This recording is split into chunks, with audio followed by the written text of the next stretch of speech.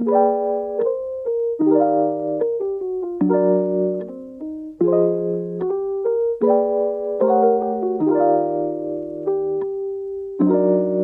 welcome to our secondary and final podcast regarding the escalation of AAPI hate crimes. In this podcast, we will touch on topics like AAPI civil rights, methods of civic engagement, social and economic policies, the extent of government intervention, permanent solutions, and etc. I am Laurel Valdez, the main researcher. I am Raquino, the social media lead and co-researcher. I'm Jemima Pelayo, the main design lead and the editor of this podcast. I am Raquino, project lead, and we are Asians with Reasons. Let's begin by challenging our preconceived notions about government intervention, examining our own engagement within our public sphere, and questioning the success that is reaped from prolonging traditions. Where do our concerns lie? What can we do as citizens to dismantle the components within our political institutions that target the AAPI community? To redefine this issue, how can we take accountability for our oblivion or our deliberate contribution to AAPI hate? You can never go wrong by establishing a sturdy foundation of knowledge before conducting solutions and inferences of your own. True. After all, there are always two sides of an argument. Passion undoubtedly can propel a reformer a long way, but that journey is prone to falter if there is a lack of concrete information and statistics to back them up. Let's find a middle ground and observe what supporters of AAPI hate have to say about this topic. Individuals that demonstrate AAPI hate infer that the residency and productivity of AAPI immigrants do not compare to the amount of social and economic contributions of a citizen that shares ancestry with the initial American settlers. Their resistance towards aiding the AAPI community is derived from the urge to redirect empowerment and respect towards those that have seniority. From a psychological standpoint, elite groups tend to justify their position of privilege with the just world phenomenon, which rationalizes the injustice of minority groups and engages in victim blaming. Prejudice can be maneuvered as a device of emotional protection, thus acting as an outlet for our anger by providing the individual a source to blame. This is recognized as the scapegoat theory, which was employed numerous times by the Trump administration in regards to their strategies to defeat COVID-19 with anti-Asian rhetoric. On the other hand, our objective is to develop human and civil rights for AAPI communities in order to assemble and encourage a society that condemns acts of discrimination. While it is difficult to be neutral when presenting both sides regarding AAPI violence, we still need to acknowledge the faults of our society to advocate for these lost and misrepresented lives. Well, all of this debating makes me wonder, how do our civil rights and liberties protect these people from such dangers? Yes, great question. First, to understand the importance of civil rights and liberties, it is necessary to understand the difference between the two. On one hand, civil rights are granted equal protection under the law, basically what the government must do to tend to their civilians. On the other hand, civil liberties are freedoms that the government cannot do, therefore preventing government abuse of power. To elaborate more on AAPI civil rights, throughout history, Asian Americans have faced unique challenges in regards to their citizenship, identities, and more recently, their lives. The rise in anti-Asian hate crimes is a shocking violation of their civil rights and blatantly goes against these said promises of being in the land of the free. As for civil liberties, an example of the government violating these rights can be dated way back to the beginning of the pandemic in March 2020. Yeah, near the month of March last year, Donald Trump decided to use his powerful platform as president to name call and blame the Asian race for creating the coronavirus. His political anti-Asian rhetoric has purposely put the AAPI community in danger. Once his tweets went viral, anti-Asian hate crimes rates went up as well. This is a direct abuse of power, especially considering the power he holds to change the minds of millions. Well, how does this relate back to the Bill of Rights? Well, first, the Bill of Rights was created with the purpose to grant basic rights to U.S. citizens, basically guaranteeing protection from the government's power. An example of this can be seen through the First Amendment, freedom of religion, speech, press, assembly, and petition. This First Amendment protects our right to speak out against the anti-Asian sentiment in America. We are allowed to spread awareness and sign petitions to fundraise and do something about the situation. Otherwise, our voices would have been silenced. As for the 14th Amendment, this bill granted citizenship to all persons born or naturalized in the U.S. and guaranteed all citizens equal protection under the law. It abolished slavery, defined citizenship, and our undeniable liberties. Relating this back to our issue, there's the classic racist mindset that all Asian Americans were born in Asia and immigrated to the US. They say things like, "Where are you from?" No, where are you really from? This relates back to our issue because it rejects the argument made against AAPI that they do not belong here. The final bill we will be observing is the 15th Amendment. This prohibits national and state governments from denying the right to vote based on race. Without this amendment, the right to vote would have been taken away from all minorities, including AAPI. The 15th Amendment protects our right to use our vote to make a difference in our government representation. An example of this can be observed in past and current social justice movements addressing AAPI hate. Ali, can you elaborate on this, please? Yeah, of course. To start us off, let us observe the Asian American movement dating back to the late 1960s, mid-1970s. The purpose of this movement, AAM, was to protest against racism and neo-imperialism within the United States. They demanded self-determination and power for both Asians in the United States and Asia. Ultimately, it was dedicated to bettering the lives and working conditions of people with Asian ancestry in the United States. Their monumental choice to ally with various people of color in both the US and abroad stood as a symbol of justice for continuing the race towards stopping this hate. How about now? Are there any current social justice movements fighting for the same cause? Yes, this movement currently taking over social media is called the hashtag Stop AAPI Hate Movement. Since COVID-19 and its origins being from Wuhan, China, hate crimes have been on the rise and are still ongoing. Though small right now, the hashtag Stop AAPI Hate movement stands in solidarity with the AAPI community to resist these oppressors and reform institutions that condone Asian hate. Together, all over the world, advocates of this movement will better this xenophobic and racist sentiment permanently. Wow, that is so inspiring. How does the public feel about this civic participation? In regards to civic participation, let's first off consider the various opinions of both views of liberals and conservatives. With far-left liberals, they ultimately believe that social and economic policy should be implemented into the system. They believe that during times of adversity, they should educate themselves and others, standing in solidarity to denounce anti-Asian sentiment. With moderate liberals, they hold similar views, but pertain to favoring realistic, sensible solutions in policymaking, while leaning far-right on economic issues. On the other hand, conservatives, who are far right, express their opinions with skepticism in regards to the need for additional legislation that addresses anti-Asian hate crimes. They believe that the attention and fundings can be delegated elsewhere. Thank you, Jemima, for debriefing the different perspectives. Nonetheless, the media does have a rather immense impact on shaping public opinions. With TV programs and news channels, their content can skew public opinion by upholding the societal status quo and societal norms. They are in the position to underrepresent or exaggerate information, causing bias. For example, if a viewer favors certain outlooks from a specific channel, they would be invested in their own matters and agree with what is being fed to them. Likewise, social media is a place where you can feed or be fed information. With the bandwagon effect, viral posts and stories can lead people into forming a certain standpoint, and by liking, commenting, or sharing, they may feel like they are participating in something monumental. With a wave of facts comes a wave of misinformation. Now, let's go on the wave regarding election candidates, campaigns, and their major impacts on concerning Asian hate. For the federal level, election candidates are chosen through the Electoral College. Campaigns are mainly run by the media market, alongside gaining support and exposure from organizations. In regards to Asian hate, Trump's rhetoric fueled such incidences, and Biden has initiated his concerns and actions in response to the increase in the hate and violence incidents. On the state level, there is open primary, closed primary, and the blanket primary system. Like the federal level, the media market is a huge component on how campaigns run. Speaking of the media, California Governor Newsom remarked, "The hell is wrong with us?" during a press conference, as well as admired Asian American leaders that are fighting bigotry, which was broadcasted by channels like CBSN and KTSF. Now, how about the local level? Can you tell us more about it? Yeah, on the local level, election candidates are chosen by having the most votes, and campaigns are mainly from funding and organizations. In terms of San Diego and Asian hate, they have made an impact by the City Council adopting Resolution R 313068 in June 2020 to denounce xenophobia and anti-Asian racism arising due to COVID-19 fears, along with affirming their commitment to the safety of AAPI communities.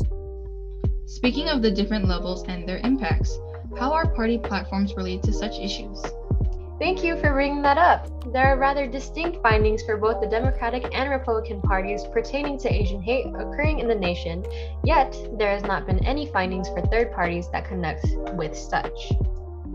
On that note, the Democratic Party is undergoing numerous attempts to uplift and support the AAPI community by passing bills and measures and overall acknowledging the issues and accounting for them. On the other hand, the Republican Party believes there are numerous siding concerns and even argues that the Democrats utilize the raft of attacks on Asian Americans to create a narrative that embraces Trump as a far-right white nationalist element to largely blame for the violence. Besides the point, there are special interest groups that do shed light upon Asian hate and are taking matters into their own hands, one being Dear Asian Youth.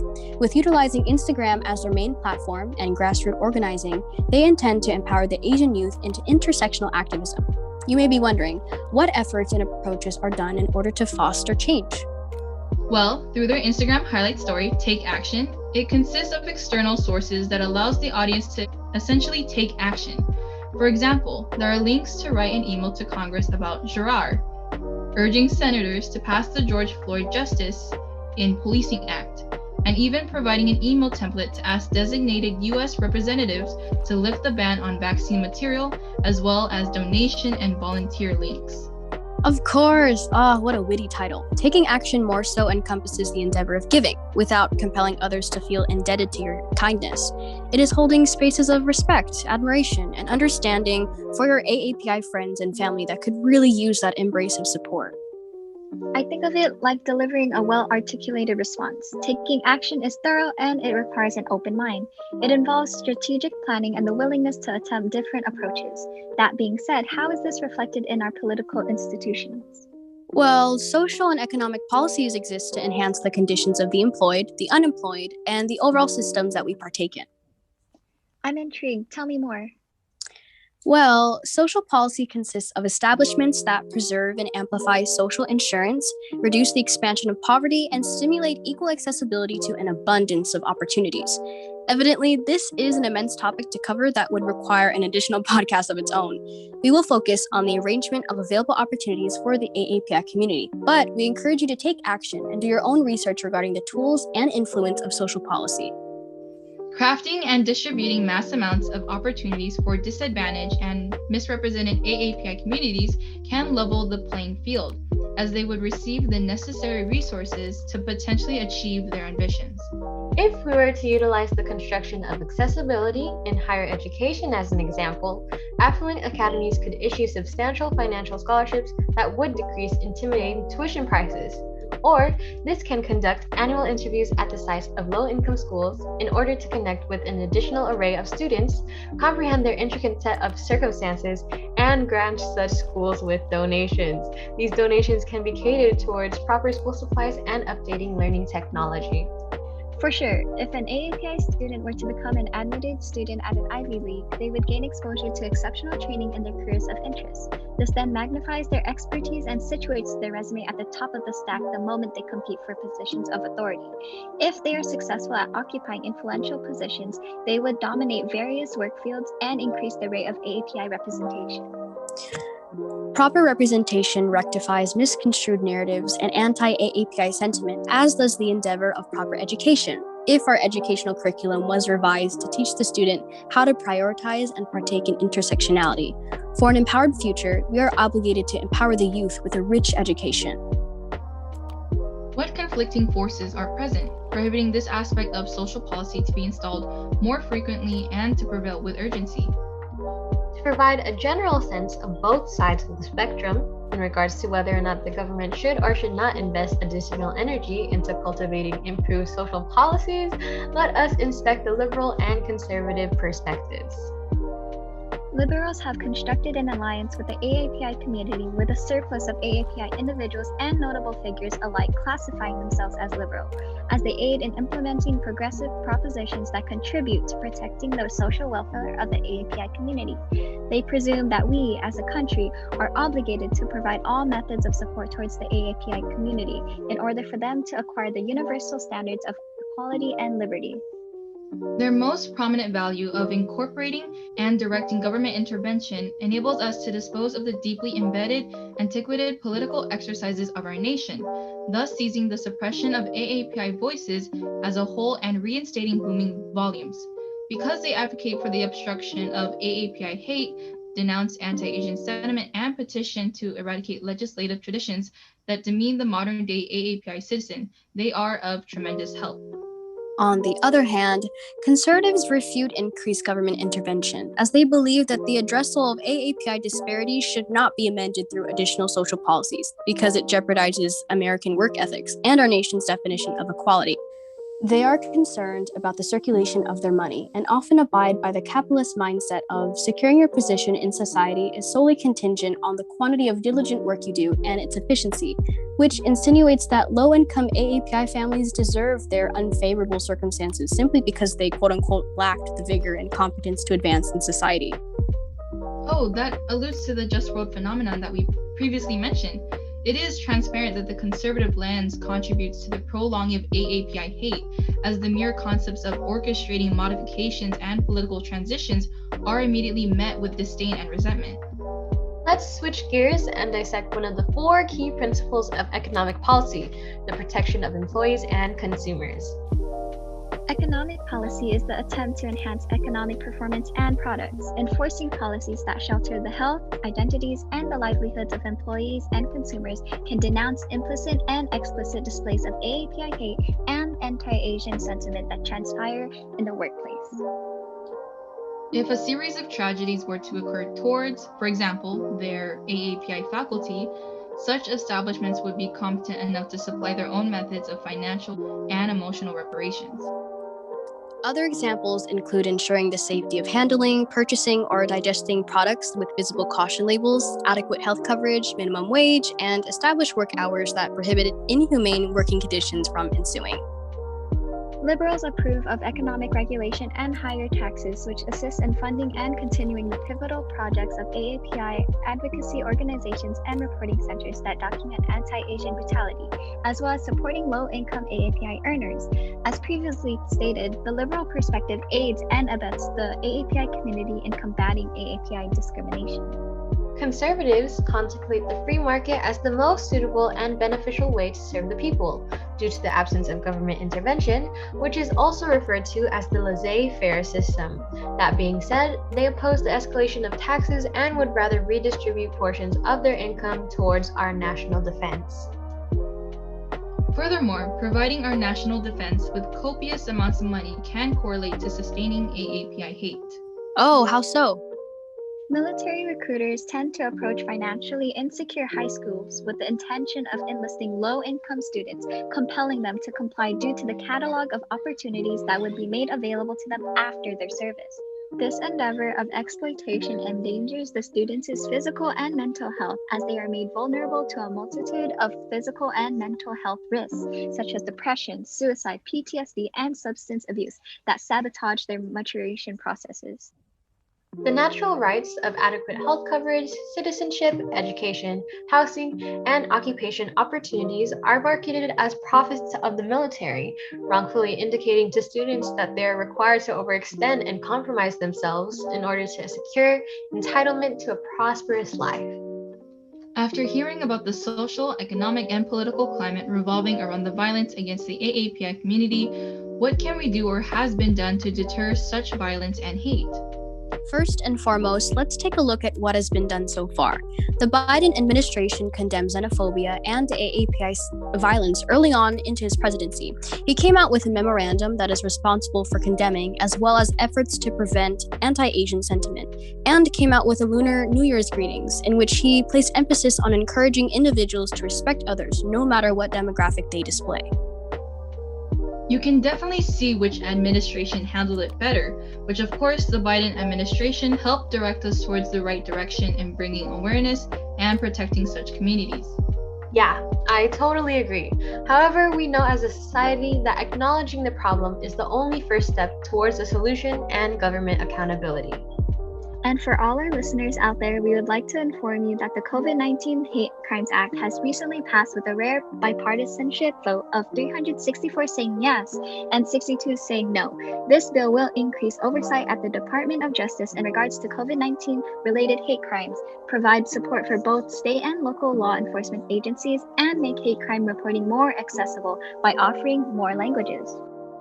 That is incredible. That kind of bipartisanship is unheard of, especially when we need to unite rather than divide during these trying times. After more than a year, finally true action is being taken with resources and funds. If we are to look at the California level, Governor Newsom has made it clear that no violence should occur. He recently signed the AB 86 bill, which plans to 1. Strengthen emergency response, 2. Protect public health and safety, and 3. Promote economic recovery. This includes $1.4 million dedicated towards research at the Asian American Studies Center at UCLA and the Stop AAPI Hate website. With that in mind, it allows the issue to gather attention and awareness, as well as emphasis on future reports to the vulnerable communities. And since we are in sunny San Diego, what can we expect locally? San Diego County supervisors have adopted a resolution denouncing xenophobia and anti-Asian racism.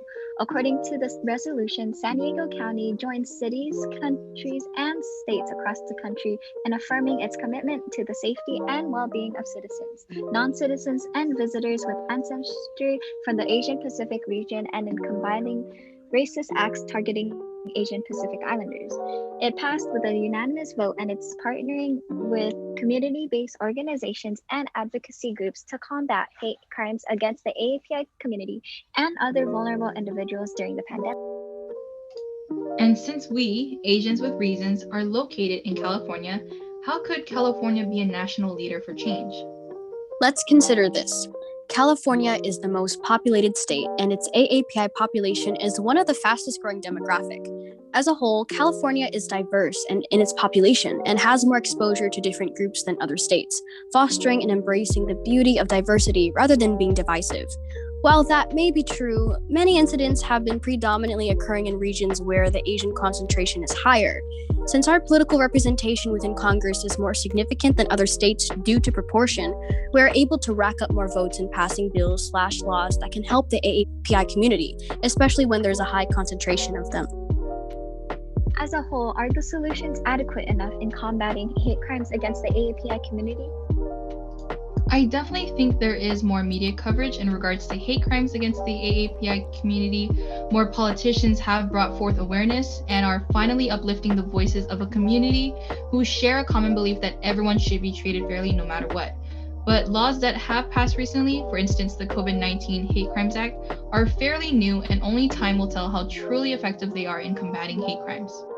However, I definitely think that we can do better and more.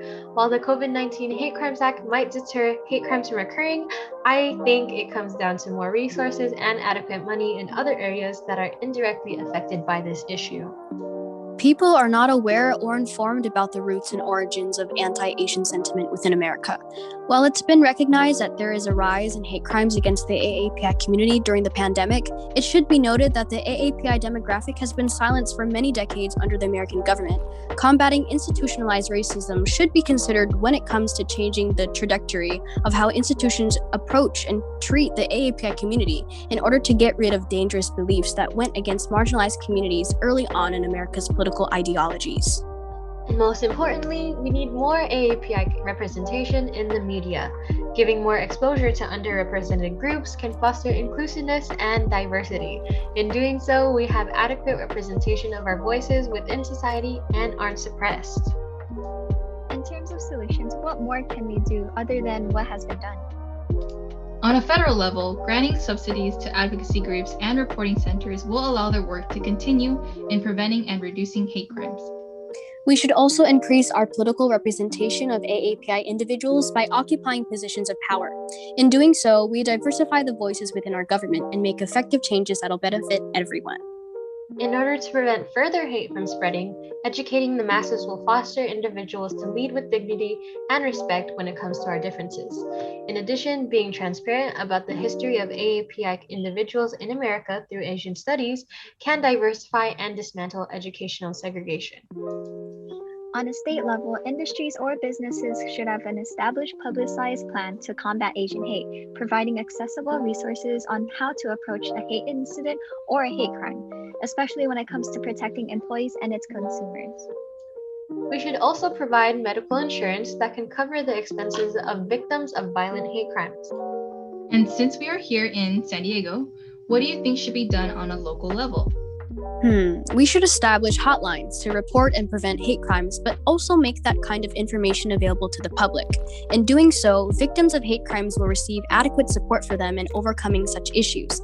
And most importantly, local governments can give money to AAPI organizations to fund for their scholarships, culture nights, and so forth in order to further their educational studies. While this fight against racism might take time to erase, it's our duty as a nation to collectively combat it from spreading. The AAPI community is finally being heard after many advocacy groups have further pushed their agenda towards government accountability. While the government could have done better by addressing the situation earlier on into the pandemic, we can say that it's been a long time coming for significant change to occur. In conclusion, we must consider a comprehensive revision of our previous laws that indicate anti-Asian bias, eradicate this anti-Asian stigma as a whole. Anti-Asian sentiment begins as a silent enemy, infiltrating our air with every inhale and exhale. It is a disease that cannot be prevented by the usage of masks or fronts. Its antidote is action. The government's current approach fulfills the bare minimum and fails to execute substantial change, provide subsidies to advocacy groups and reporting centers, Increase political representation of AAPI and fill positions of power to then make changes and implementations.